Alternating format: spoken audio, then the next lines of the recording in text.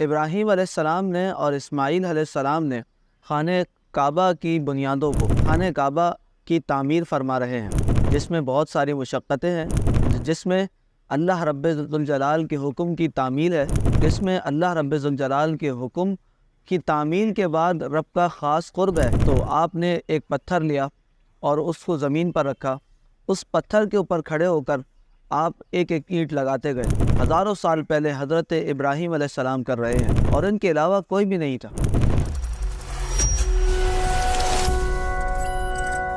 وَإِذْ يَرْفَعُ إِبْرَاهِيمُ الْقَوَاعِدَ مِنَ الْبَيْتِ وَإِسْمَاعِيلُ، اور جب بلند کیا ابراہیم علیہ السلام نے اور اسماعیل علیہ السلام نے خانہ کعبہ کی بنیادوں کو۔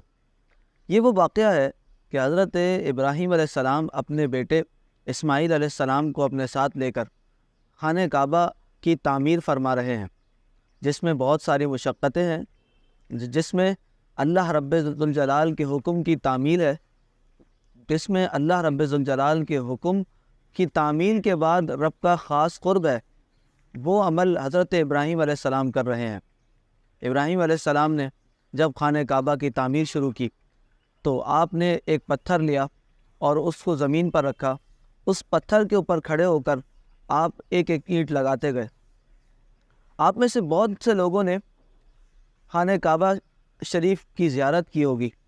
ذرا غور تو کریں کہ اتنا بڑا کعبہ، اس کی تعمیر آج سے ہزاروں سال پہلے حضرت ابراہیم علیہ السلام کر رہے ہیں۔ یہ وہ خانہ کعبہ ہے کہ جس کو تعمیر کرتے ہوئے ابراہیم علیہ السلام اور آپ کے بیٹے اسماعیل علیہ السلام موجود تھے، اور ان کے علاوہ کوئی بھی نہیں تھا۔ آپ نے اس کی تعمیر کی، ایک ایک اینٹ رکھی۔ ایک پتھر پر جب آپ نے اپنے پیروں کو رکھا تو اللہ تعالیٰ کے حکم سے جیسے جیسے دیواریں بلند ہوتی گئیں، اس کی بنیادیں بلند ہوتی گئیں، وہ پتھر بھی بلند ہوتا گیا۔ یہ ایک عجیب بات لگتی ہے، مگر جب اللہ رب ذوالجلال کوئی کام لینا چاہتا ہے تو وہ خود بخود وسائل پیدا فرما دیتا ہے۔ اب جب آگے چلتے ہیں تو ابراہیم علیہ السلام نے خانہ کعبہ کی تعمیر فرما لی۔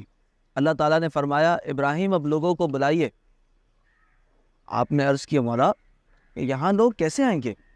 یہ تو ایسی جگہ ہے کہ لوگ یہاں پر نظر ہی نہیں آتے، جیسے ہم عام طور پر کہتے ہیں کہ نہ آدم ذات، کہ کوئی بھی بندہ نہیں ہے، میں کیسے کس کو آواز دوں؟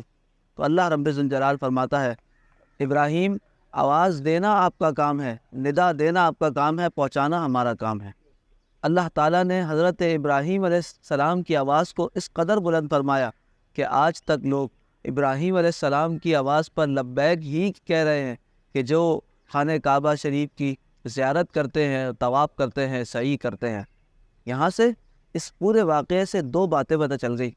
ایک تو یہ کہ جب اللہ کے دین کے لیے، اللہ کی عبادت کے لیے لوگوں کو بلایا جائے، تبلیغ اسلام کے لیے لوگوں کو بلایا جائے، تو یہ غور نہیں کرنی چاہیے کہ ہماری بات سنے گا کون، بلکہ صرف یہ پیش نظر رکھنا چاہیے کہ ہم اللہ تعالیٰ کے لیے کر رہے ہیں۔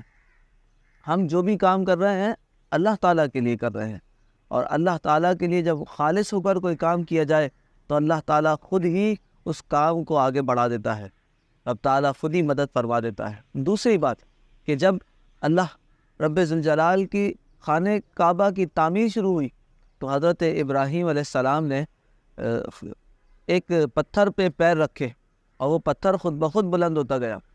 کسی سیڑھی کی ضرورت نہیں ہے، کسی مزدور کی ضرورت نہیں ہے، کسی بھی قسم کی کسی چیز کی ضرورت نہیں ہے، صرف اور صرف اللہ کی خاص مدد ہے کہ وہ پتھر ہی خود بلند ہونا شروع ہو گیا، اور اس پتھر نے اپنے سینے پر ابراہیم علیہ السلام کے پیروں کے نشان، آپ کے نشان قدم اپنے سینے پر لے لیے، اور وہ پتھر آج بھی خانہ کعبہ شریف کے پاس موجود ہے، جسے ہم مقام ابراہیم کہتے ہیں۔ قرآن مجید فرقان حمید میں بھی اس مقام کا ذکر ہے۔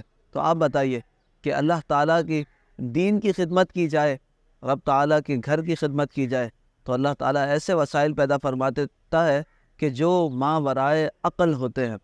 اللہ تعالیٰ مجھے بھی، آپ کو بھی دین کی خدمت کرنے کی توفیق عطا فرمائے، اور اس اخلاص کے ساتھ، جس اخلاص کے ساتھ حضرت ابراہیم علیہ السلام نے اللہ رب الجلال کے دین کی خدمت کی، تو پھر نتیجہ ہماری سوچ کے مطابق نہیں ہوگا، نتیجہ اللہ کے فضل پر ہوگا۔